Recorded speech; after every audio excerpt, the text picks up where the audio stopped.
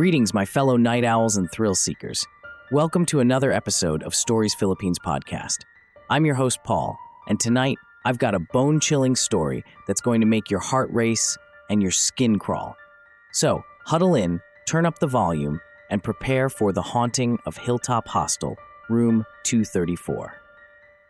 Back in June 2020, when the world was in the grip of the pandemic, my coworkers and I started our new job at a pogo company in Las Piñas. Since we couldn't go back and forth due to lockdowns, our company let us stay at the Hilltop Hostel where we worked, and they even provided free food and accommodation. Initially, there were 7 of us, 3 guys and 4 girls, all sharing room 234. Everything was cozy at first, but after a week, the guys had to move to room 230 to give everyone some space. Since I was really used to having my boyfriend Leo by my side, he'd often sneak back to room 234, even as more people joined us. Our room felt cramped compared to the brighter and more spacious room 230, even though they were actually the same size. One day, we decided to rearrange the bunk beds to open up the space a bit. Now let me take you back to where things got creepy. My friend Elle and I had a routine. We showered at the same time because we had the same work schedule. At first, we didn't pay much attention to the odd things in the room, like shadows moving towards the bathroom.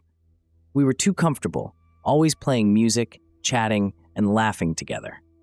But then, one day, while Elle and I were showering, another one of our roommates, Maya, was startled by a woman sitting quietly on the office chair by our dining area. Maya thought the woman had just woken up, her hair all messy. But when she looked closer, the woman hadn't moved, just sitting there, staring into the bathroom where Elle and I were. Maya was too scared to do anything, so she just covered herself with a blanket. Even after she peeked out 2 more times and saw the woman still there, not moving, even as we brushed our teeth, she just stayed put. When we came back into the room, Maya asked us if we saw a woman sitting there with streaks in her hair, wearing a striped dress.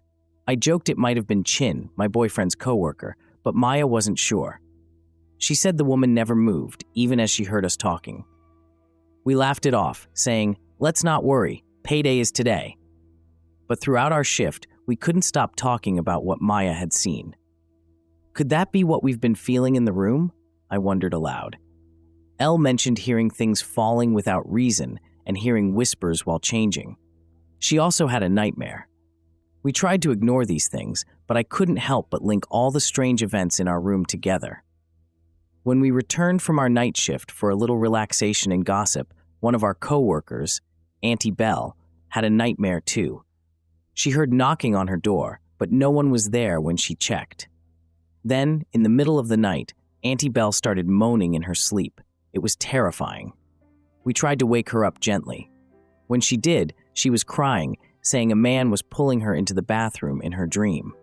We all looked at each other, speechless, because the bathroom again?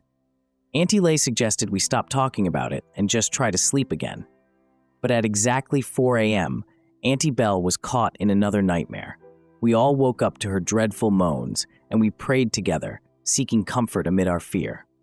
The next morning, Elle, Maya, and I were having breakfast and talking about last night's horrors. Suddenly, Auntie Belle was screaming in her sleep again. Auntie Curl had to wake her up, and when she did, Auntie Belle said we shouldn't talk about them anymore, a woman and a man who were angry. She said they told her not to sleep with her feet facing the bathroom because they would show themselves in dreams. All of us felt an overwhelming fear. We all made sure to stay together, especially when going back up to our rooms. We even had someone check the bathroom before we dared step inside. So what's the lesson in our haunting story, dear listeners? It's this. Always keep your faith strong, especially in the face of the unexplainable. And when it comes to the supernatural, respect and caution are your best friends.